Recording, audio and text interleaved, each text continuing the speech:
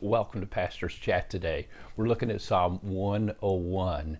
Now, this could actually be called Leadership 101. David has become king.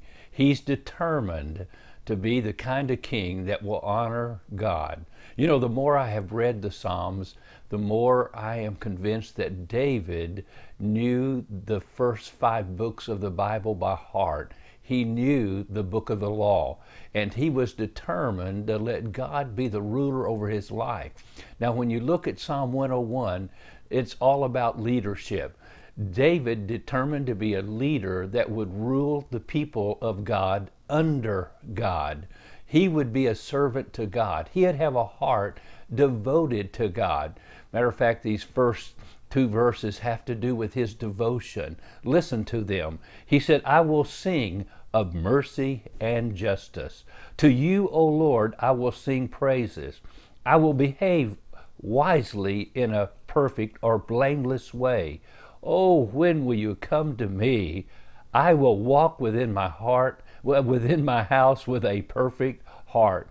And so he said in his private life, in his house, in his palace, he said, I want to have a blameless heart, a heart of integrity, a heart of godly character. Now, where did he get that from? Well, he, like I said, was acquainted with the Bible. And my friend, when you're acquainted with the Bible and you will follow the words of the Bible in obedience to the Bible, God's words, principles, and precepts, you will have a life that is blameless, and what you are in the dark is what you will be in the light, what you'll be out in public where people see you. And so David was determined in his own personal life to have a heart of devotion to the Lord. Did you notice over and again he said, I will. Verse 1, I will sing of mercy and justice. I will sing praises. I will behave wisely. I will walk within my house. In verse 7, I will set nothing before my eyes. Verse 4, I will not know wickedness. Verse 5, him will I destroy. Him I will not endure. Things I will do and things I will not let happen around me. My friend, that's a heart of devotion to the Lord. Devotion is the heart of a king who will lead properly. David must have read Deuteronomy chapter 17 and had it to his heart. God had told Moses, one day I'm going to set a king over you, and whom the Lord your God will choose. Actually, you're going to say, I want a king like the other nations, and you will set a king, but it must be one that I will choose from among your brethren. You shall sit as a king over you. And then he gives instructions. Also it shall be when he sits on the throne of his kingdom that he shall write for himself a copy of this law in a book from the one before the priests, the Levites.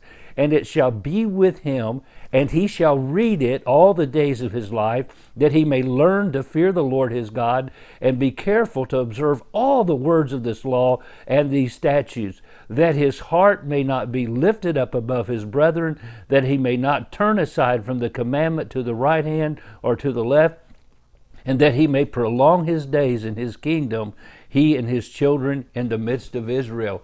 And so David had a blameless heart. And it didn't mean he had a sinless heart, because David obviously had to deal with issues just like we all do, but he had a blameless heart. The Bible says in the book of Acts that David was a man after God's own heart. Why?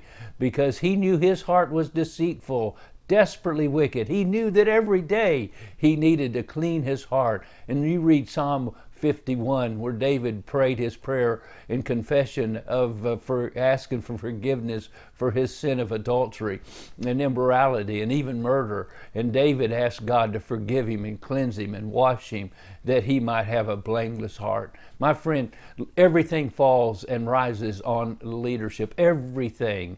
And that's what determines the kind of people that will live in the country, where they'll go, what they'll do, what they won't do.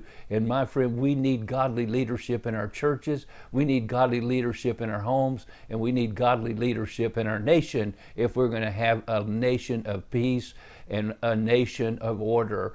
Well, God bless you.